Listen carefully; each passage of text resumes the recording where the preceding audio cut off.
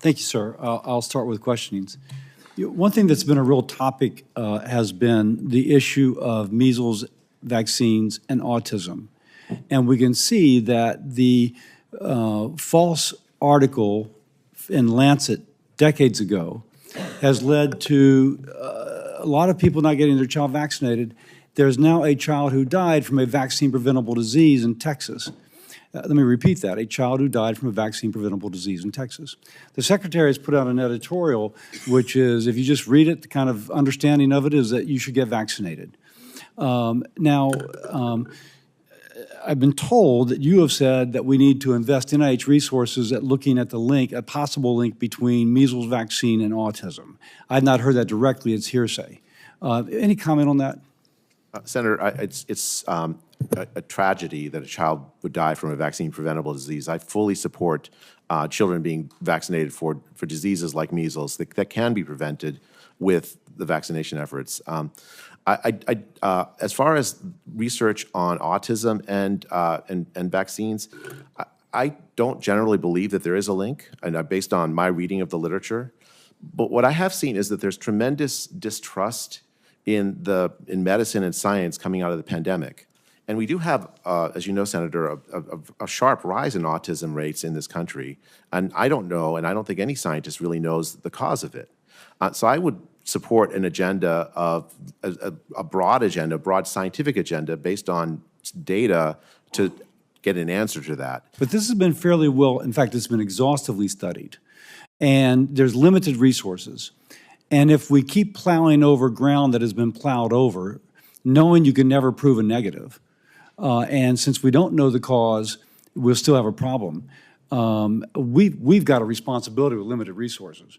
How do we address those things that we don't know the cause for, or that can ameliorate those things that are related to this crisis of chronic disease?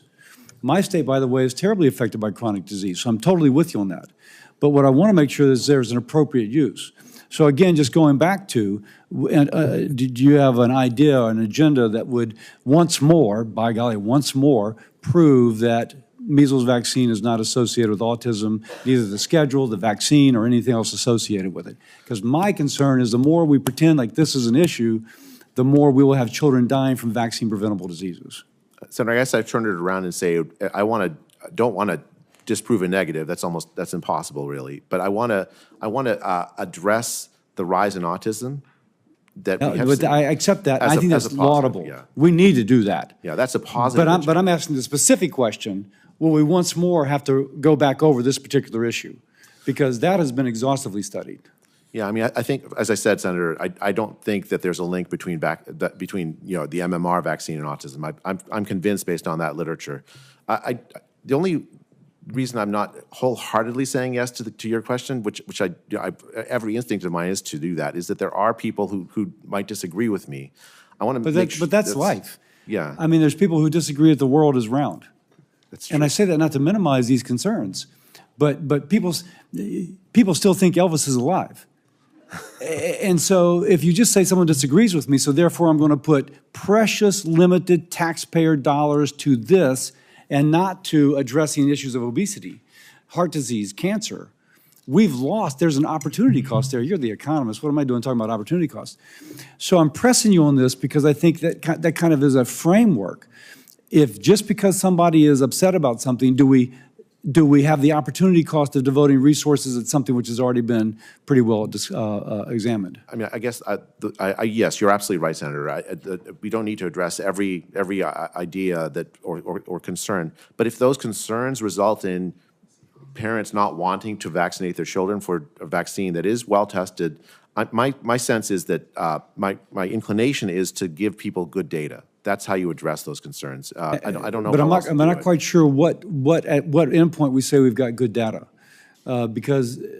I mean, I'm convinced that we have good data on MMR and autism.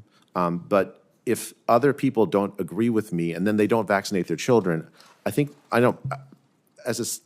I'm confirmed as NIH director, the one lever I'll have is to give them good data.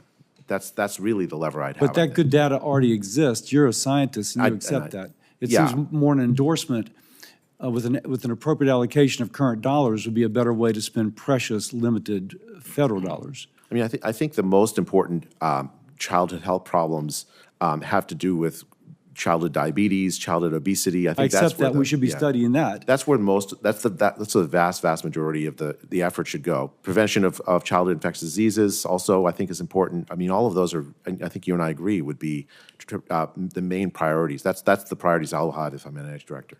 Thank you. Senator Sanders. Thank you, Ms.